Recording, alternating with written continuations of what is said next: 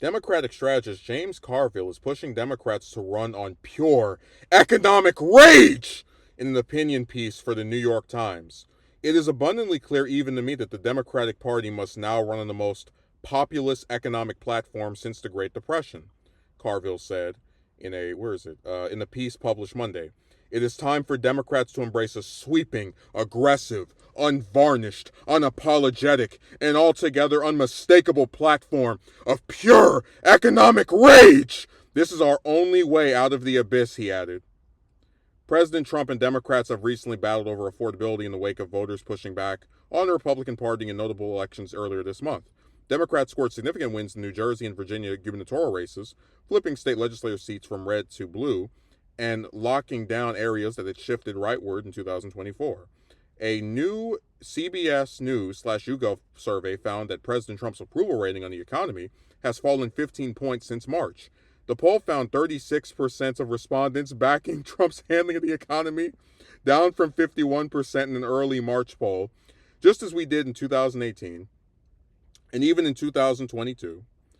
It's all but certain that Democrats will turn out urban and suburban voters in the midterm, specifically the kind of people who vote regularly, Carville said in his Times piece. At this point, it's a damn near guarantee for our party, and we must continue to surge these voters. What we must also do is build a platform that helps us permanently uproot the Republican advantage in more rural regions. This can be done only with good old-fashioned economic populism, both in message and measure.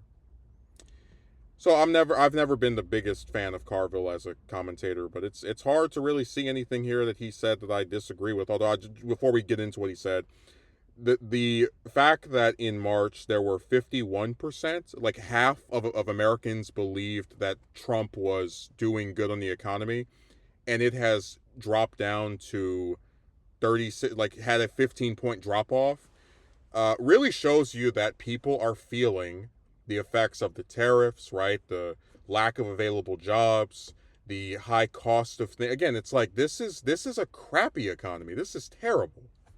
It's like the only people who think this economy is good are members of his cult or people who are just like not are insulated from the hardships of just trying to survive in the U.S. It has been abundantly clear this is not working for most people.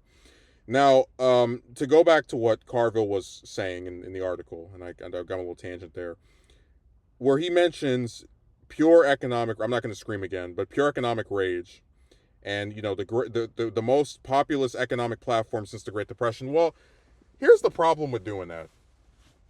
Not necessarily there being a problem with doing that, but rather, I guess the problem I have with Carville is that he's not really known as being someone who's, progressive or really, stands for any positions that would put him at odds with the more centrist members of the party, who are the main leaders in terms of elected positions, right? Schumer, AIPAC Shakur, Hakeem Jeffries, my mistake, Freudian slip. And until you see Carville say, hey, look, if you guys want to embrace a platform of, lowering the cost of things and, finding other ways to actually assist people in the ways they are most affected, you got to dump these bastards from New York. And of course, I'm not saying New York itself is bad, but just noting that both Schumer and Jeffries are from there. Just a vague reference to them. But you have to dump these people who don't stand for anything other than getting reelected over and over. Embrace, people who are actually talking about things that are working with voters. Even if you're not the biggest Mamdani fan, the fact that a guy no one ever heard of before this year was able to become the mayor of the largest city in America running on a economic populist message really should show that this is clearly something people are hungry for. Because all across the U.S., it's felt. Like you go to a grocery store, the price of bread and chips and chicken and just everything. The gas prices, right? Which the president has no control over that. Okay, whatever. But everything is getting higher and higher and higher. And so that's why you see there being so much resentment towards Trump. Only not even a full year into his regime, his approval just just going like just cratering. Like it won't probably get any lower than 36%. Because again, in the U.S. we have these cults with these parties where people honestly could be living mostly in boxes and not able to afford anything, and you would still get a solid third of the country that's like, yeah, more, yeah. But most sensible people, right, the ones in the middle, and even the ones who can have their minds changed, they see how crappy this is. Uh, so what Carville said is not wrong. I don't really know how you can say that and then look at the not call for the people in leadership of the Democratic Party, who are the main reason we really can't get that consistent economic rage message from being booted. Like it's so frustrating because every time they say something that I want to agree with, I think about what they're not saying, and that's just an example of it. Now, where he mentions, we must continue to surge these votes, must build on the platform that helps us permanently uproot the Republican advantage in more rural areas.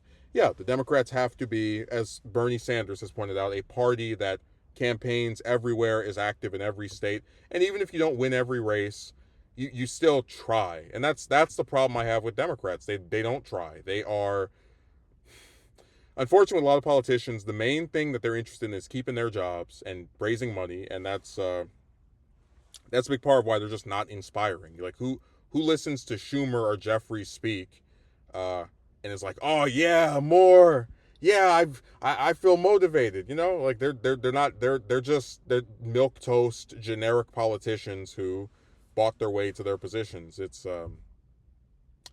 sad, because like looking at the United States, the party that has a government trifecta is the Republicans. And if I'm a Democratic politician running against a Republican, I'm going to look at, again, them controlling everything and go, hey, it seems to me that if a majority of Americans are living paycheck to paycheck, can't afford $1,000 emergency, right, are concerned about grocery prices, right, if they're even going to be able to like buy something to eat, it seems like you guys are doing something wrong. They are ripe for electoral destruction, but I don't know if the Democrats will be able to separate themselves from the donor class to make that point.